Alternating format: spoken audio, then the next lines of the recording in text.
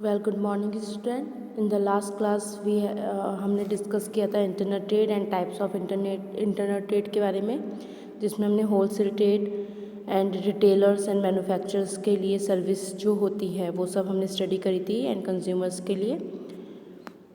Then type of internets के हमने पढ़े थे, जिसमें hawker peddlers and periodic market traders and street traders के बारे में हमने पढ़ा था। ये सारे टॉपिक्स हमारे कंप्लीट हो गए थे। आज हम पढ़ेंगे cheap Jacques.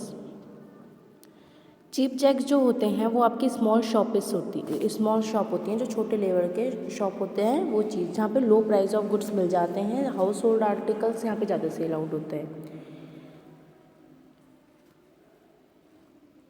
Locality depend upon the prospectus of the business, मतलब लोकेलिटी को उसी से मतलब टेम्प्रेरी पीरियड के लिए, जैसे तिब्बत मार्केट आपका बिजनौर में लगा था तो वो टेम्प्रेरी, आपको पता है वहाँ पे कैसे टाइप मतलब क्या चीज़ हाउस होल्ड आइटम्स मिलते थे, तो वहाँ पे आपका एक तिब्बत आइटम टेम्प्रेरी पीरियड के लिए था वो।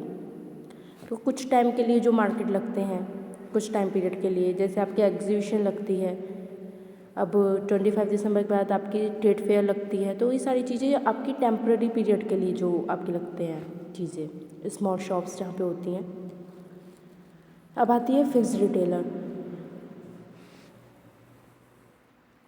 फिक्स्ड रिटेलर में वो वाली फिक्स्ड शॉप आती हैं जो आपकी दो स्केल में क्लासीफाई करी जाती हैं, एक small scale fixed retail shop, एक large scale fixed retail shop. Small scale fixed retail shop में स्मॉल अमाउंट ऑफ कैपिटल लगता है, large scale fixed retail shop में लार्ज अमाउंट ऑफ कैपिटल लगता है। और बट ये फिक्स्ड होती हैं, रिटेलर्स इसके फिक्स्ड होते हैं, जो शॉप जहाँ है वहीं रहेगी, बार बार चेंज नहीं होती है ये रिटेल शॉप्स। अब आता है स्मॉल स्केल फिक्स्ड रिटेलर। अब स्मॉल स्केल फिक्स्ड रिटेलर की बात करें तो इसमें जनरल स्टोर, स्पेशलिटी स्टोर, ये सारी चीज़ें आती हैं। जनरल स्टोर आपकी each and every type of products होते हैं जनरल स्टोर में, कि फूड के आइटम्स भी होंगे, ठीक है, आप फूड्स भी वहाँ से परचेज़ कर सकते हैं। Each line of products store रहते हैं इन द जनरल स्टोर्स में। और स्मॉल शॉप्स होती हैं जहाँ पे आप वन लाइन प्रोडक्ट से डील कर सकते हैं। और इसमें आपका मेन फीचर्स होता है सिंगल लाइन स्टोर होता है, वैरायटी ऑफ गुड्स होते हैं in the line of the product में, मतलब डिफरेंट वैरायटी ऑफ गुड्स मिलेंगी in one line of the product. फिर आते हैं आपके स्पेशलिटी स्टोर्स। उसमें क्या होता है, आपके एक ब्रांड की, एक पर्टिकुलर ब्रांड पे आपको प्रोडक्ट वहाँ पे मिलेगा। जैसे आपका रिलैक्सोना हो गया, उसका स्टोर खुला हुआ है, तो वहाँ पे रिलैक्सोना से रिगार्डिंग ही आपको प्रोडक्ट मिलेंगे। अगर शूज़ का है तो उसके रिगार्डिंग ही आपको, मतलब ऐसे टाइप के जितने भी होते हैं इस सिचुएशन में, ये एग्जाम्पल है। अब आती है स्ट्रीट शॉप। स्ट्रीट शॉप आपको पता है जो आपके गली में, एरिया में जितनी भी आपकी शॉप्स होती हैं, आप कभी भी स्ट्रीट को क्रॉस करते हो, जो भी आपकी गली की शॉप्स होती हैं, रिटेलर्स होते हैं, ठीक है, तो ये वाली काउंटर जिसके डले हुए होते हैं और स्ट्रीट में शॉप बनी हुई होती है, उस लेवल में जो शॉप्स आती हैं वो आपके इसमें आती हैं स्ट्रीट शॉप में।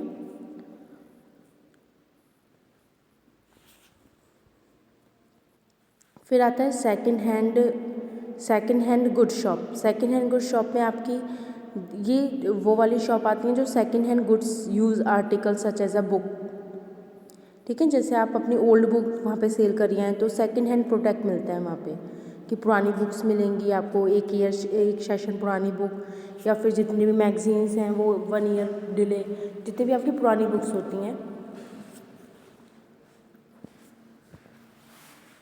बुक्स के रिगार्डिंग भी होता है। कोई प्रोडक्ट है आपका, मशीन है, जैसे आपकी मिक्सी है, आपने वो ओल्ड सेल कर दी, जैसे एज OLX मार्केट आपका OLX करता है ऑनलाइन में, लेकिन ये ऑफलाइन के लिए होती है। ऑफलाइन में ऐसी शॉप होती हैं जहाँ पे लो प्राइस के ओल्ड गुड्स आपको सेल एंड परचेज कर सकते हो। सेकंड हैंड गुड्स जो होते हैं उसके उस आर्टिकल के लिए आप डील कर सकते हो वहाँ पे।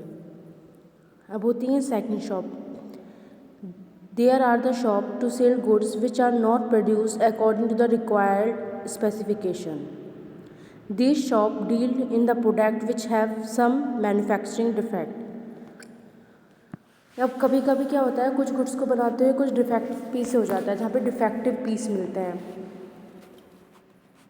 डिफेक्टिव सेल करने के लिए भी आपने देखा होगा, स्ट्रीट में भी आपके गुड सेल करने के लिए आते हैं। और कुछ डिफेक्टिव गुड्स की एक पर्टिकुलर शॉप भी होती है, वहाँ पे आपको मैन्युफैक्चरिंग करते हुए कोई भी गुड में डिफेक्ट रह गया है तो वही वाले प्रोडक्ट वहाँ पे सेल एंड परचेज होते हैं। Goods are sold heavenly discount price, वहाँ पे काफ़ी डिस्काउंट आपको प्राइस में मिलेंगे क्योंकि वहाँ पे आपका सेकेंड हैंड प्रोडक्ट्स में डील करी जाती है। एंड देन आता है large scale retailers. Large scale retailers में